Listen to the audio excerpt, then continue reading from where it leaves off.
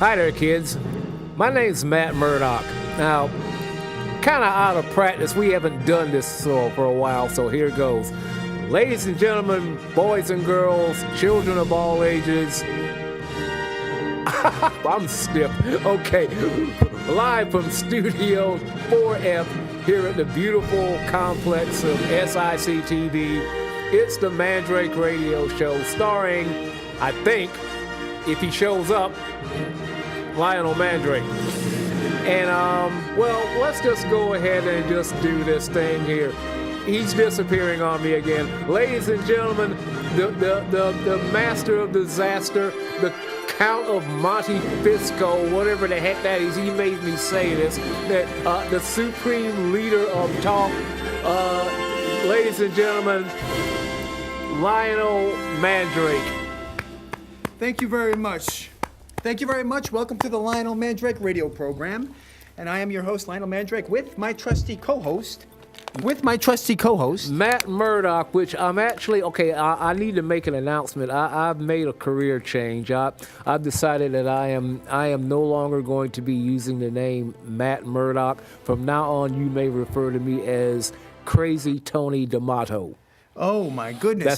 That's my new on-the-air name. It also sounds a lot like Murdoch X. That's what I was really kind of expecting from you, Mr. Murdoch. Welcome back, everybody. It's been a long 2.5 to 3 months hiatus. I've been away, and we've been busy doing other things, trying to expand our empire. And on that note, let me throw in something right off the bat here. Don't you ever do again to me what you did the last time. No. You left me in the lurch. You deserted me, and I had to fill 30 minutes of airtime by myself. Well, poor baby. Let me get my violin. It's about this big, and I'll play it for you. Without warning, he just up and bails on me. Well, I got to tell you, the reason why... What's up with that? It was an emergency. You know, I had a certain domestic situation at home, and I had to get out of here very quickly. But from what I hear, and I didn't see the show, maybe our viewers out there can write in and let us know exactly how they liked it.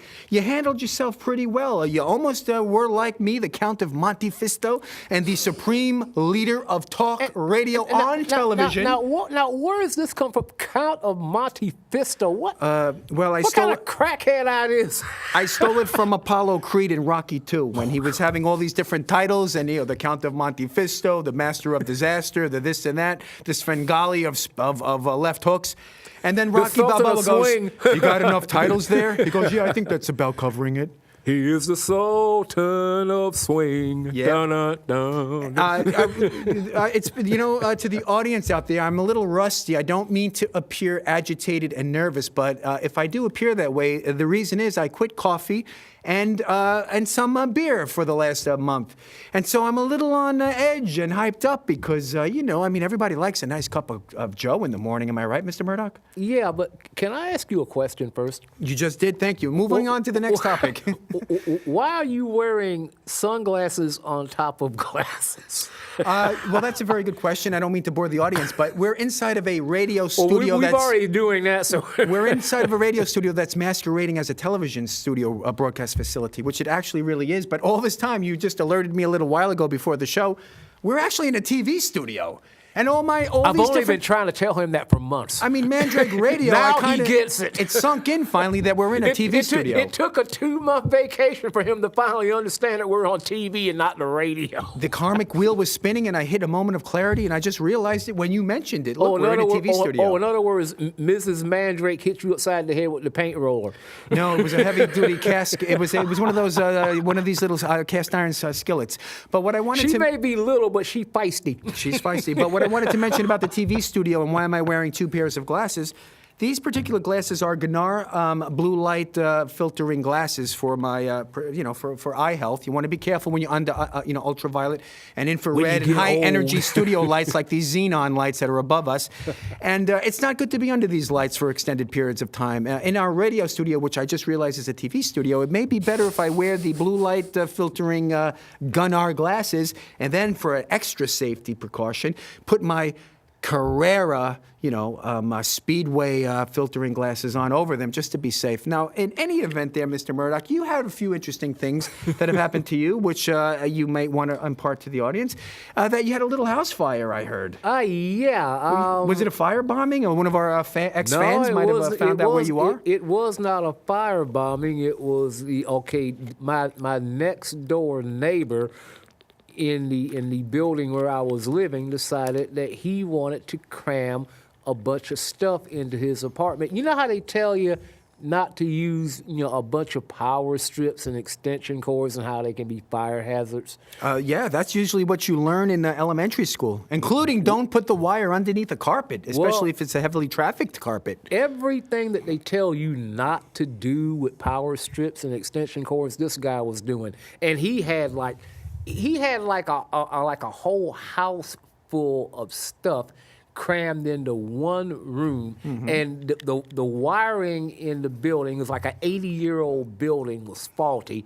And long story short, an electrical fire happened, and you were dispossessed from your domicile. And who came in your moment of need to help extradite you from that unfortunate mishap? Who was there for you when you made that phone call? Who? Well, let me get to that. Now, I was fortunate that I did not lose any of my possessions in the fire.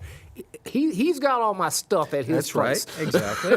I got your stuff under lock and key, and the rental invoice is per month is very reasonable. You will be receiving that in the mail. But who was there? That's what friends are for. Who was there when you needed him? Mandrake. Okay. And who was there now that you needed storage? Mandrake. And when I called you to do the show on a last-minute notice yesterday, it took a veiled threat to get you in this studio today. Why? I called you.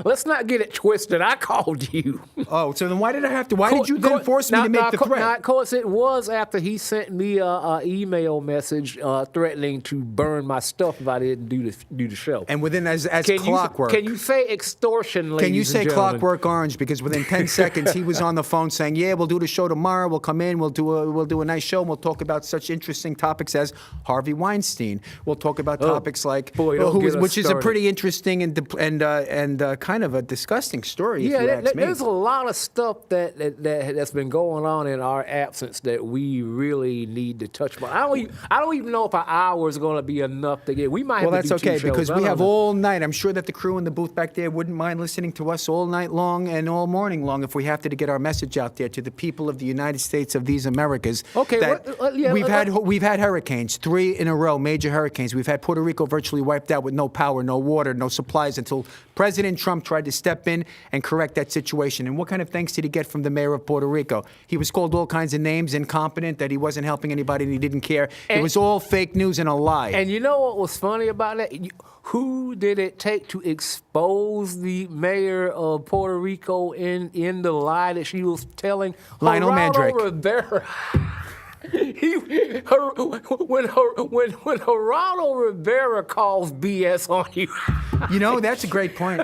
When you get called BS by Geraldo Rivera, you really got to think there's a lot of... Who is a Puerto Rican heritage? He's a Puerto Rican. He speaks the language fluently. He has a long storied history of, as a lawyer and then as a TV, sort of an investigative journalist and as a TV personality and commentator. And in the last few years, the token liberal on Fox News, okay? Mr. But Geraldo, he goes down there and exposes the lie. To the people out there, I'm sure Mr. Murdoch made it pretty clear, but Geraldo Rivera went down there and he said that she was wearing a T-shirt and she was talking a T-shirt that said, "People are dying, help us, we're dying." And Geraldo actually confronted her and says, "I do not see people dying around here. I've been here for 5 days on the island. I don't see anybody dying." And her response, and I don't forgive me and Murdoch do you remember her name, the mayor of Puerto Rico? I don't remember. She said, "Well, you're not in the right spot. They're dying elsewhere." It turned out that some people unfortunately lost their lives in this terrible act of nature that saw the entire island of Puerto Rico sent back 10 years into the past. But she way overblew it. But she made it seem like President Trump was responsible not just for the hurricane because he pulled out of the Paris climate agreements, but that President Trump could care less and didn't want anything to do with helping the people of Puerto Rico recover. And that is such a twisted leftist mental issue that has people seeing irreality where there is reality.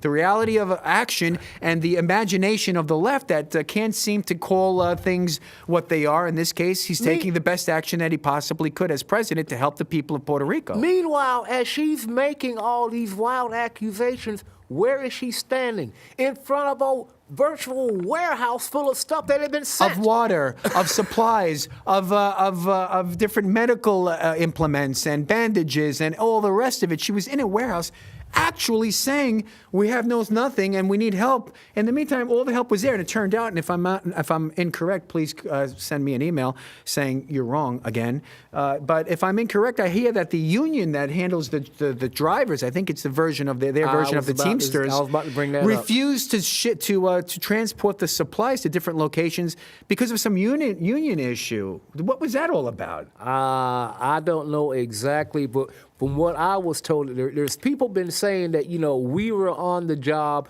boots on ground, ready to do our jobs, and there's certain forces at work that were not allowing them to do the job that they went there to do. How do my glasses look right now? Are they even? Are they even? I mean, do they look straight? Because, no, they just feel a little. I mean, they're blocking this high-intensity xenon lights out there. Maybe Mr. Engineer in the booth, are these xenon or are these like these IED lights? Maybe. What are they? Maybe if you tried. They're tungsten lights. It's the worst of it all, tungsten. Maybe tungsten is high intensity. It's worse than xenon strobe lights. Are you guys trying to off me in the booth? Hey, look, here's an idea, okay? Since all we're seeing is, you're not reading anything back there. I need a hat with a bill. There's nothing that you really need to see. Why not take off the second pair and just wear the sunglasses? Because I don't want to be like every other guy that comes on public access radio stations. Well, trust and, me, you're wears already sunglasses that like already. they're cool or something. I'm actually wearing sunglasses for a reason, and the reason is to protect myself from all of these powerful lights. He wears his sunglasses at night. What? There's a lot of fake news. Oh man, they hacked into our sound system. We're hearing news. Did you listen about talking about fake news? Talking about fake news. What is the latest on the health care repeal and replace with President Trump? What did he just do yesterday that the media is saying is going to collapse our economy? It's going to cause thousands of people to become uninsured, lose their lives and limb, and they're going to get sick, and that Obamacare was actually not yet up to speed, but given enough time, the Affordable Care Act would actually start to... Say again? Who's that? That sounds like a nutcase. Who's hacked into our phone line? I have no idea. You better listen to me out there. Say again? Say again? States is hacked by everybody. Mr. Trump, it's a pleasure. Thank you. It looks like to our viewers out there, we have President Donald J. Trump on the line. Mr. President, Hail to the chief. Thank you very much. And I agree with you. We at the Lionel Mandrake radio program here agree with you, President Trump, that the media lies, they're deceitful, and they do not tell the truth, even when the truth is so obvious for all to see, like the mayor of Puerto Rico in a warehouse after you were kind enough on behalf of the American people to send our hard-earned tax dollars over there to help the people in the form of supplies, in the form of financial aid, medical supplies, and everything else, and water especially. Who do you think has the water? Give me a break. Mr. President, I do understand that, but you have to agree with us here that it's the fake news media conglomerate that's out there, the fake news media complex. It's more insidious than the industrial military complex that your predecessor, Dwight D. Eisenhower, was lamenting against in the 1950s, Mr. President. False and fake. Fake news. There's a lot of fake news out there. You are fake news. No, wait a minute. Oh, no. Mr. President, I think you're having a little bit... They even tried to blame you for the current NFL controversy. Yeah, Mr. President, is it true that you, in fact, were behind the current social movement against the NFL and those deplorable, disgraceful players out there who choose to disrespect our flag, our country, and our national anthem? Many of whom are now threatening to quit. Build a wall. What? That will happen. Well, I'm all for the wall. A lot of these Not offense. NFL Mr. players are President. threatening now to quit the NFL if they are forced to stand for the national anthem. Name one. I say don't let the doorknob hit you where the man upstairs split you. I want to be serious here for 1 second, please. We can get our Mr. sport President, back. Mr. President, with all due respect, listen to my words of wisdom here. I'm going to work very hard on that. Thank you, Mr. President.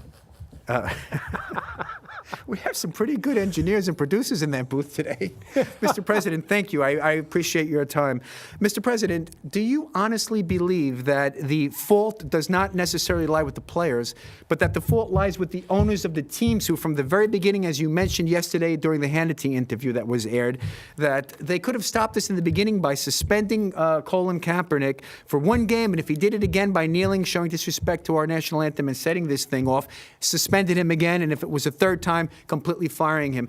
Isn't it the fault of the NFL, the not-for-long league, the National Football League, which is not even a tenth of its former glory and the respect that it once had? Isn't it true that it's this guy Goodell who should be fired? I was about to say. It can happen. You can make it happen, Mr. President. And we, the American people, are behind you 100%, Mr. President. Go ahead, Murdoch. I was about to say, now, being older than dirt as I am, I actually remember the days when the National Football League had a real commissioner. Some of you might remember him. His name was Pete Rozelle. He died about 20 years ago, only about a couple of years after he retired as commissioner. I think he died of brain cancer back in 1996. What made him so good? Well, he was a no-nonsense guy. I mean, he was everything that Roger Goodell isn't Pete Rozelle, his immediate predecessor, was. Pete Rozelle was the commissioner who actually brought forth a lot of the things that helped build the National Football League into the international sports franchise that he actually did a lot to help football become the #1 most popular sport, NFL pro football, as opposed to baseball that had been the national pastime. Pete Rozelle would not have put up with this. Everything that you just said, Rozelle wouldn't have even waited for the owners. He would have laid down the law and said, "Look, this Mr. ain't gonna Murdoch, stand." Pete Rozelle, is he the immediate predecessor to this guy Roger Goodell? Exactly, So yeah. how long has Roger Goodell been the head of the NFL? Ever since Rozelle retired back in 1994. 3, something So like he's that. been more than 22, 23 years as the leader of the, what is he, the commissioner of the NFL? Yeah. So he's gotten a little too comfortable, and I believe he's more of a political operative and a hack right now. Does anyone know his political leanings and affiliations? Does he don't lean really left? know. Because he's obviously letting his players lean left. All I know is he actually, this just shows you where Goodell's priorities lie. He was more after Tom Brady a couple of years ago for the deflated football scandal than he is on this whole Kaepernick and players kneeling stuff. Which has really spiraled out of control. Nobody, outside of people who hate the New England Patriots, nobody cared about the deflated ball thing.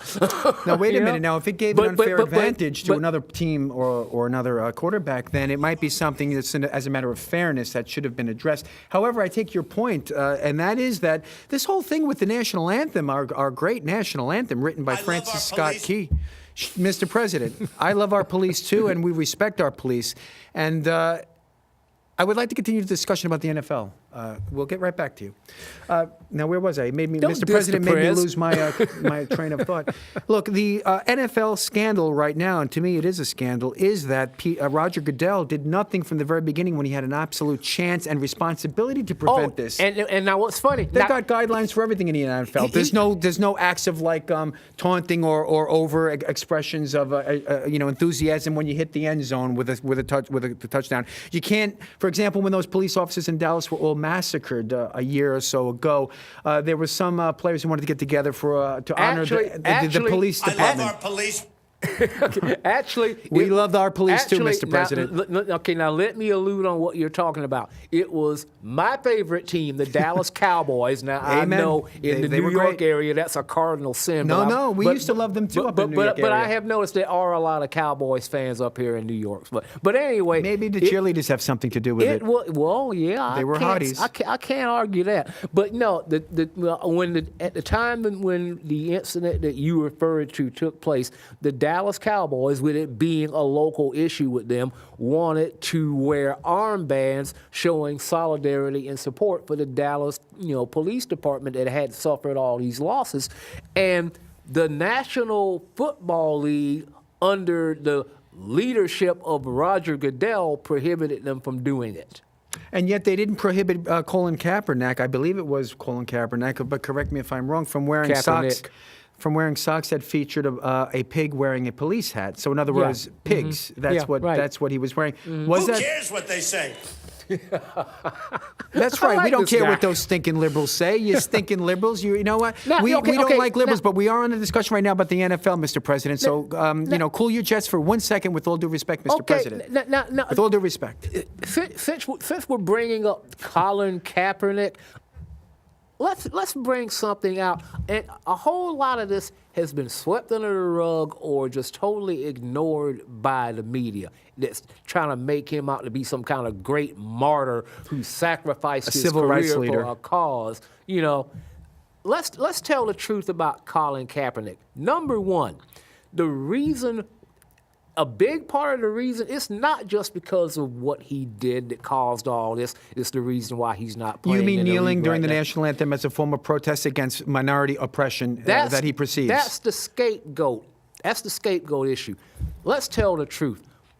The bulk of the reason why Colin Kaepernick is not a quarterback in the NFL today, it has more to do with the fact that he's just not that good a player. He had that one magical season a few years back where he winds up, taking over for the quarterback that they had at the time was named Alex Smith. He got injured.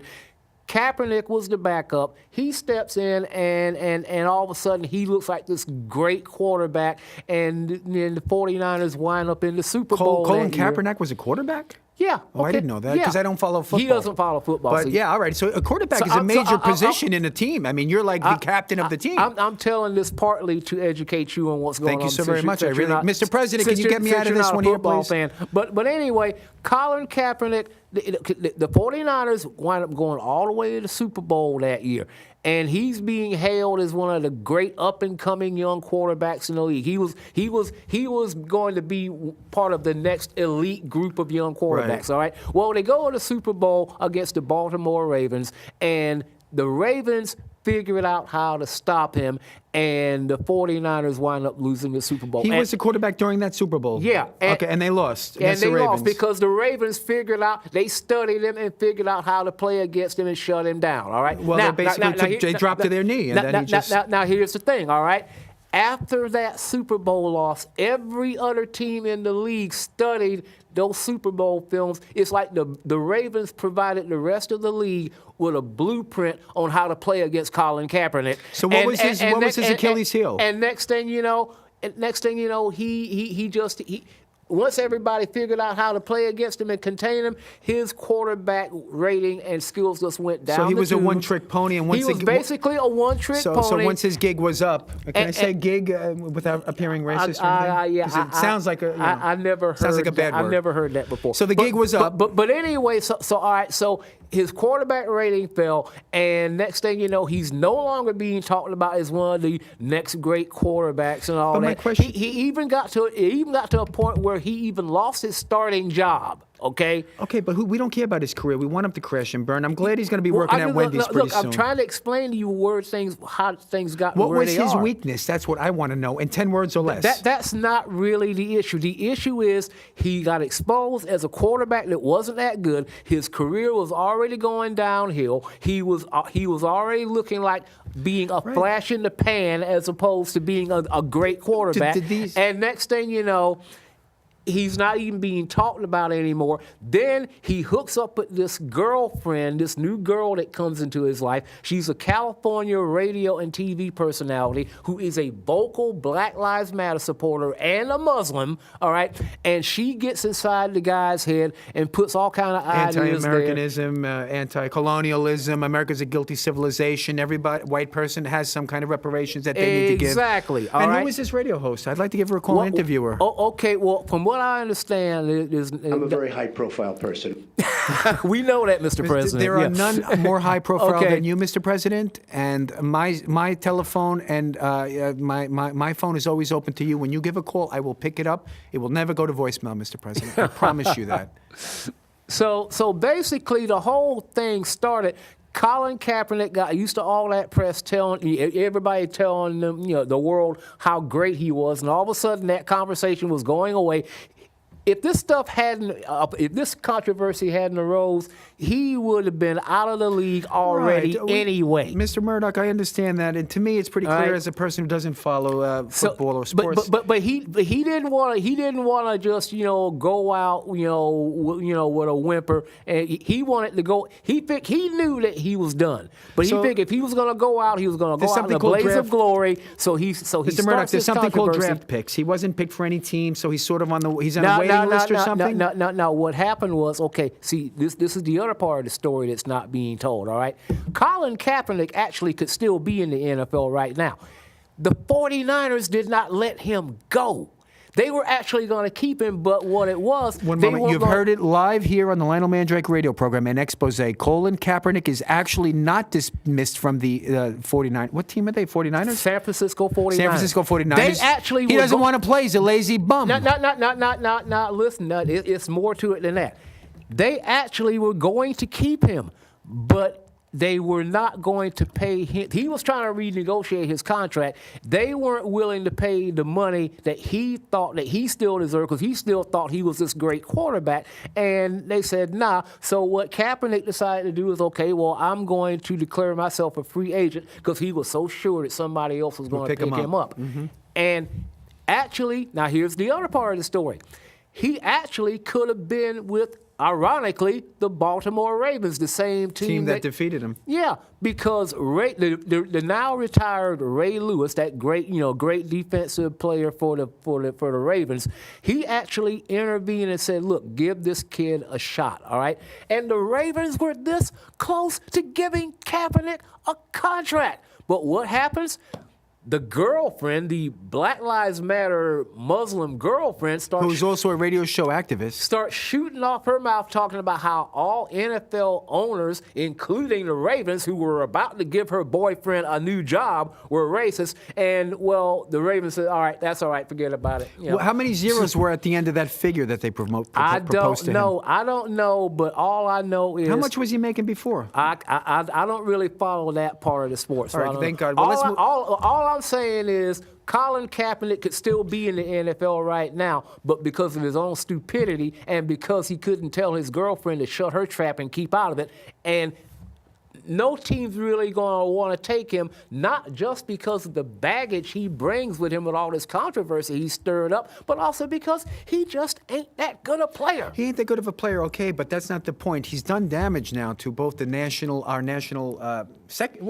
pastime is baseball, but this is sort of like our national second national pastime. He's done plenty of damage. In the last few years, NFL football had actually overtaken. It's like I heard. The late Peter Jennings. Remember him? He used to be the anchor. Sure, ABC he was a Canadian. He was a broadcaster from ABC. I remember one time he did a story on World News Tonight about the popularity of NFL football, and he put it perfectly as what was going on at the time.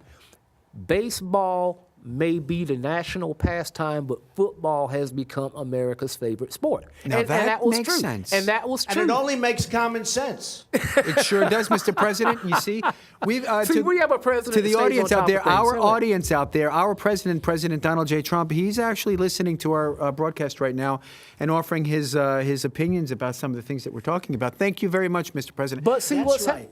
Absolutely. But see what's happened now is because of all the, I call them, Kaepernickians, the ones that, following in his footsteps and got this thing going.